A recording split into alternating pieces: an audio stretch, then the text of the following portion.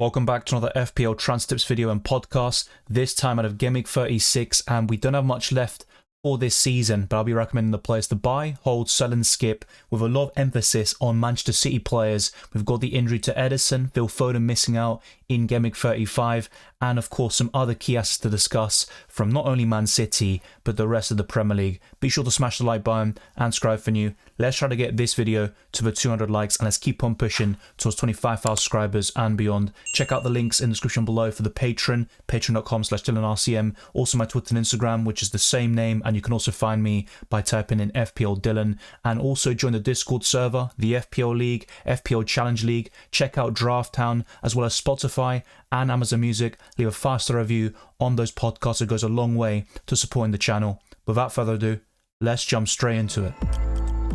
Around a month ago, I talked about skipping Kevin De Bruyne, but at this stage of the season, his form is undeniable, and I think he could be the game changer for Manchester City in these upcoming 4 games. He could be benched in one of them, but I think he starts free, and he's a great way to cover that Man City attack as your second or third Man City attacker. I still think Foden is the best option overall for the citizens, but De Bruyne is either second or third, with Erling Haaland also creeping up in the rankings as well. De Bruyne is priced at 10.5 million, and he's a relative differential, very explosive as well with his high ceiling. 4 goals and 8 assists for the season, 16 big chances created in only 14 matches, and 82 FPL points. Even off the bench, he can do something like he did against Newcastle earlier this season. He completely changed the game with a goal and assist, and I think Kevin De Bruyne could be that game changer for Manchester City in these big games coming up, and he could be the difference maker there for the citizens in their quest for a 4th consecutive title. Some of the other underlying numbers are quite impressive, like 45 key passes in only 14 appearances, as I mentioned, 34 shots, but the XG is only 1.72, but De Bruyne can score from anywhere really. Outside the box and inside the box he can also be very lethal, but you really buy him for the creativity and the bonus points potential. So Kevin De Bruyne for me is a buy, but I think he will be benched in one of the 4 matches coming up for Manchester City. Phil Foden wasn't in the squad against Nottingham Forest due to an illness, but he should be fine for the Wolves game, and I think he starts every single game for Manchester City coming up. You also have the FA Cup final against Manchester United, but Foden has really proven himself this season. In the past, a lot of questions have been attributed to him about him not really carrying the team in certain moments and him being a passenger, part of a great team, but he doesn't really stand out. But he's done it this season. He's a contender for player of the season, and he'll probably win it if Man City lift the Premier League title. He has 16 goals and 7 assists, 93 shots for the campaign, and just 1 point shy of 200 FPL points. He is quite a template pick, and that ownership figure will only rise once he's cleared to play in Gameweek 36 and beyond. Maybe hold off a little bit just yet, because maybe the illness is still a problem in a few days' time, but I think he will be available against Wolves and he'll start that game. Same with the Fulham and Tottenham matches in double Gameweek 37, and to finish off the season against West Ham at home. So Phil Foden is the best Man City asset. If I had to pick between him and De Bruyne, I'm going for Foden all day long. Haaland's probably my second favourite pick for Manchester City, and De Bruyne is third, and the next option I'm talking about is probably the 4th best option for Manchester City for the last 4 games of the season. I am referring to Josko Gvardiol, who delivered a 15-point haul against Nottingham Forest with that opener and a clean sheet on top of it. Man City really should have conceded in that game. Chris Wood missed an unbelievable chance. He didn't even hit the target, didn't even hit the ball. Otherwise, it's a certain goal. And Murillo also hit the crossbar. But Man City are in that zone, 19 games unbeaten in the Premier League. And this run actually extends since December. Their last defeat was against Aston Villa at Villa Park, a 1-0 defeat there, but they've been on a run, and that's why they're in control of the title race right now. And Gvardiol has 2 goals and 1 assist for the season, and all of these goal contributions have come recently against Luton Town, and it all started with that incredible goal he scored against Real Madrid away from home, and he's been in great form ever since. That's 26 shots for the season, which is decent for a left back like Gvardiol, and he has 88 FPL points. I think he'll be benched in one of these games, and that's why I went for Ederson in the first place, but Ederson is now injured, and I'll talk about that very soon. But Gvardiol for me is a buy. If I had to pick one Man City defender, the Croatian would be my top pick, but Kyle Walker is another one, and honestly, with any Man City defender you name, whether it be Ruben Dias, Gvardiol, Walker, John Stones, Ake, I think all of them will be benched in one of these 4 matches coming up.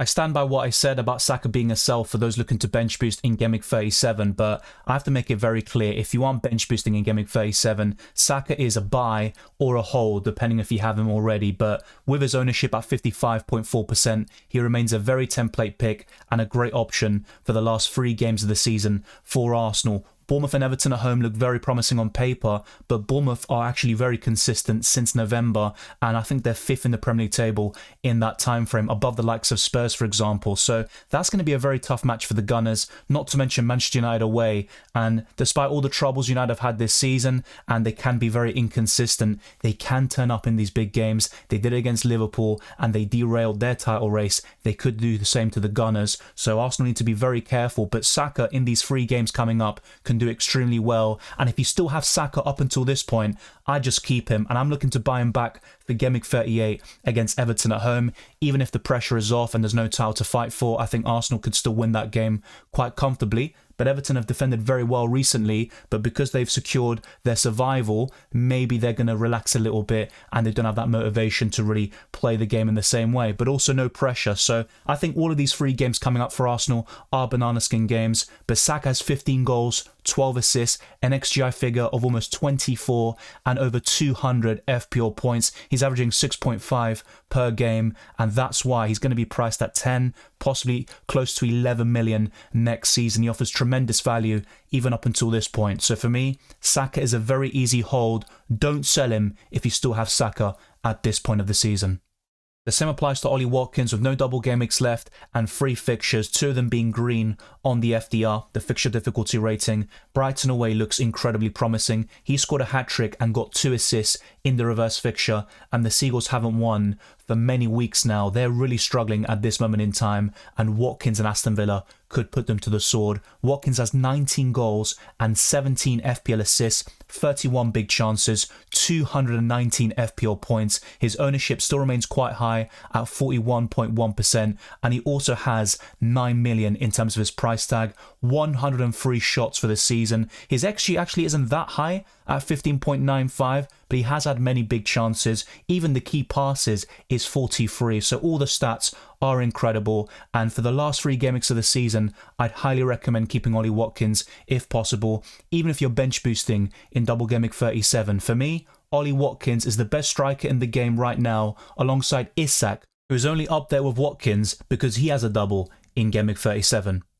Many Game Week 35 wildcarders went for Fabian Schär, and he picked up an injury early on in that game against Sheffield United, but Newcastle conceded anyway. But in terms of the updates by Eddie Howe after the game, he seemed quite positive about it. Now, Eddie Howe can't be fully trusted when it comes to press conferences and injury updates, but it looks like Fabian Schär is in the clear for Game Week 37, and if not, he should be available for double Game Week 37. Eddie Howe said the following: Fabian had a bit of tightness in his hamstring. We don't think it's a big injury. There's not one movement where you think he's pulled his hamstring, but it was enough to make him feel uncomfortable. He couldn't fully sprint, so he had to come off. So Fabian Schär's had a lot of injury problems in the past at Newcastle, but this season he has stayed largely injury-free, which is a good thing for Newcastle United, who've had so many injuries overall this season. But Fabian Schär for me is a hold if you still have him.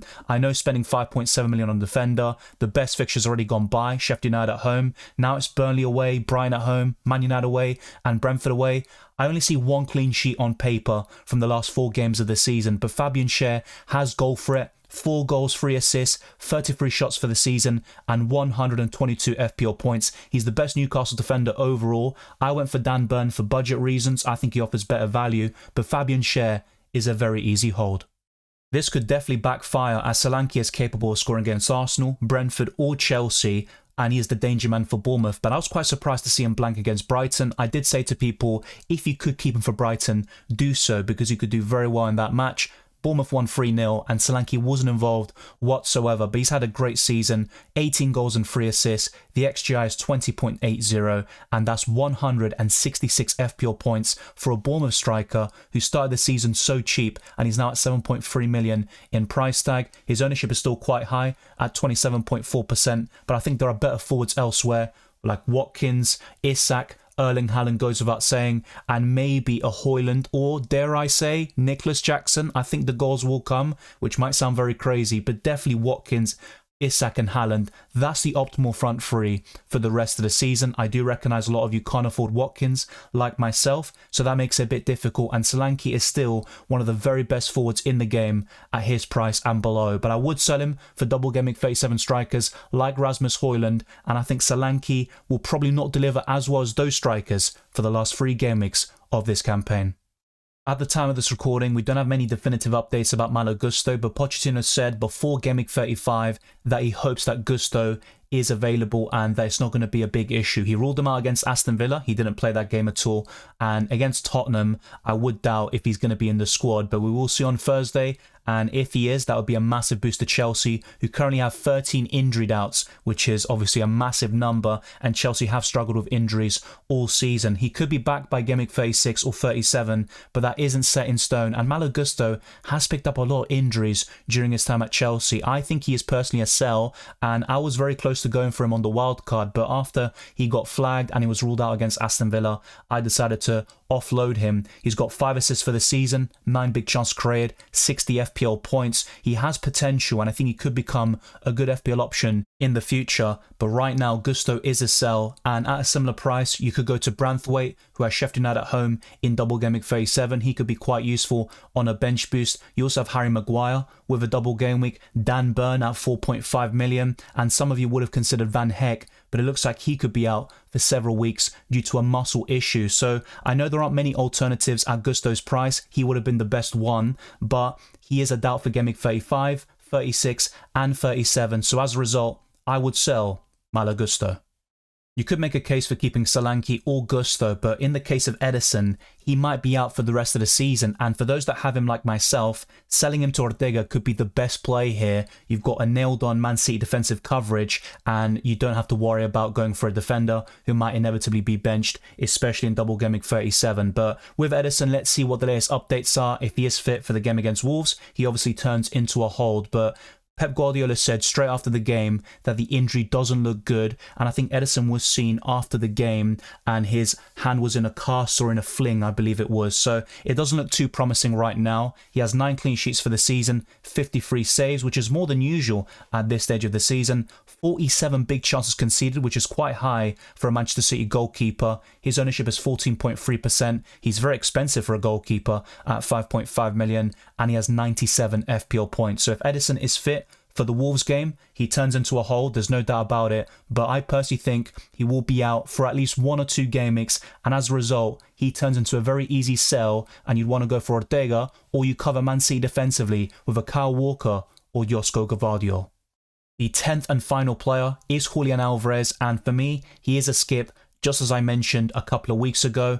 And if you want to go for Man City assets, you go for Haaland, Foden, maybe a De Bruyne, a Gvardiol or Ortega in goal if Ederson is ruled out. I wouldn't really go for anyone else, maybe a Kyle Walker. I think I'd limit myself to that pool of Man City players and pick your poison. But with Julian Alvarez, I don't think he's going to start the next 4 games. Maybe he starts 2 or 3 and he could actually score in certain games like Fulham. He did it last season, but I really wouldn't go for Alvarez at this moment in time. If you have him, maybe you keep him, but I'm not so sure if that's the best play, and there are definitely better forwards to wrap up the season. I still actually prefer Solanke over Alvarez right now, but of course the double game week does swing things in Alvarez's favour. He has 9 goals and 11 FPL assists, 96 shots, 147 FPL points. He had a great start to the season in the first 8 game weeks. After that, he has tailed off a little bit. He has missed a lot of big chances, and I think his finishing can definitely improve in the years to come. The other underlying numbers look really good. His XG is 11.96 for a 6.4 million forward,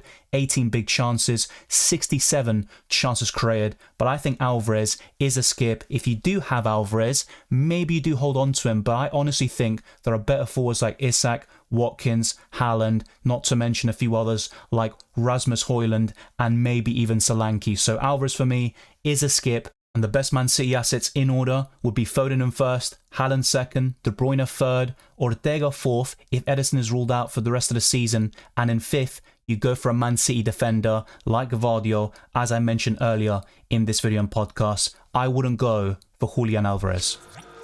And there we have it, 10 players to buy, hold, sell and skip, all covered for Game Week 36. Let me know your thoughts down in the comment section below, and thank you very much for watching this video and listening to this podcast. If you enjoyed it or found it useful, then be sure to smash the like button and subscribe for new. Let's try to get this video to the 200 likes and let's keep on pushing towards 25,000 subscribers and beyond. You can also follow me on Twitter and Instagram, DylanRCM, and check all the other links in the description below for the Patreon. Also click the join button on YouTube to become a channel member and check out the Discord server, the FPL League, FPL Challenge, Draft Town, which is very useful in FPL, as well as Spotify and Amazon Music. Leave a 5-star review on my podcast as well. I wish you all the best of luck for double Gameweek 35, what's left of it, Gameweek 36, and the rest of the season. And I'll see you next time.